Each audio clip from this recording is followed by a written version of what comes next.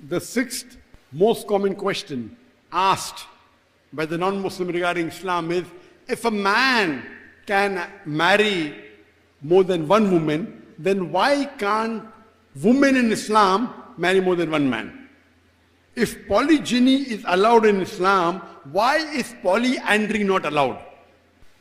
And the reply to this question can be given in brief, that Allah has given the woman who you can marry in Surah Nisa chapter 4, verse number 20 to 24, the woman you can marry and who you cannot marry is given. Surah Nisa chapter 4, verse number 24 says, you cannot marry the woman who's already married. So Quran is clear cut in Surah Nisa chapter 4, verse number 24, that a woman cannot have more than one husband simultaneously. So you cannot marry a woman who's already married. Now what are the reasons? Number one, that if a man has more than one wife, and if the child is born, you can easily identify who is the father and who is the mother. Very easy.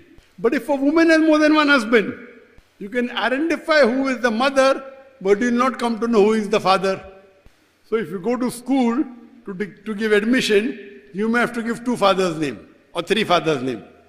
Now, we come to know that today science tells us that if you cannot identify the parent, especially the father, the child has a very traumatic childhood.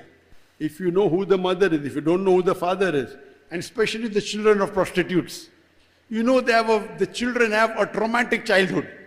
Very dangerous. So Islam does not believe in this. Identifying the parents, mother and father, is very important. So therefore in Islam, if you do polygyny, you can identify both the parents, but if you do polyandry, you can only identify the mother, not the father. I'm aware today, recently, a few years before or a decade earlier, there is genetic testing. With the help of genetic testing, you can come to know who is the mother and who is the father. But this came recently. Islam is this since time immemorial. Since 1400 years old, the Quran is revealed. It's not new. And of course, there are some issues in gender. But even if I agree it's correct, you can't carry a certificate always, oh, this is a genetic testing certificate. I belong to this man, not to the other man. Yet you will have people slandering you or laying objections. But this is not the only reason that you cannot identify the mother and father. There are various reasons. Number two, man is more polygamous in nature than the woman. That means a man requires more sexual partners as compared to a woman. This is scientifically, biologically and medically. Number three, biologically and physically, the makeup of man differs than that of a woman.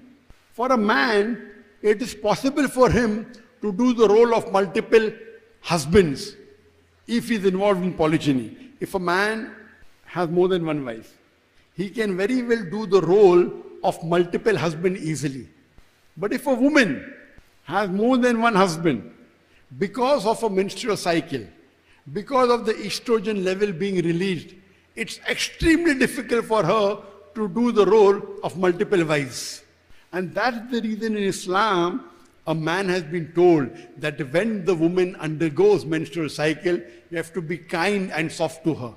Islam does not allow a man to give divorce when the woman is undergoing a menstrual cycle, because during menstrual cycle, her emotional level changes, and at that time you should not give divorce. Wait till the menstrual cycle is over. So Islam takes care of the woman during a menstrual cycle. So in this period, imagine, to take care of one husband is okay, but if she undergoes these physical, biological and psychological changes, and if she has more than one husband, for her to do the role of multiple husband is extremely difficult. Point number 4. Today science tells us that if a woman has multiple sexual partners, or she is involved in polyandrous marriages, she has multiple husbands, and all of them are truthful, there is no extramarital sex. But if one woman has 3-4 husbands, there is chances of venereal or sexual diseases emerging in the woman, which can be transmitted back to the husbands. Which is not the case if a man has multiple wives and all of them are lawful to each other. Just because each woman has only one sexual partner, there is no chances of venereal and sexual diseases emerging.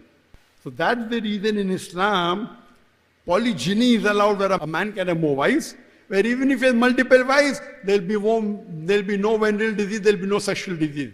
But if a woman has multiple husbands, which Islam does not allow, and if she has more than one sexual partners, there'll be venereal and sexual diseases which can emerge and be transmitted back to the husband. So these are few reasons that we can think logically why Islam and Allah subhanahu wa ta'ala has not permitted polyandry. Allah knows there'll be multiple more reasons why polyandry is not allowed and polygyny is permitted.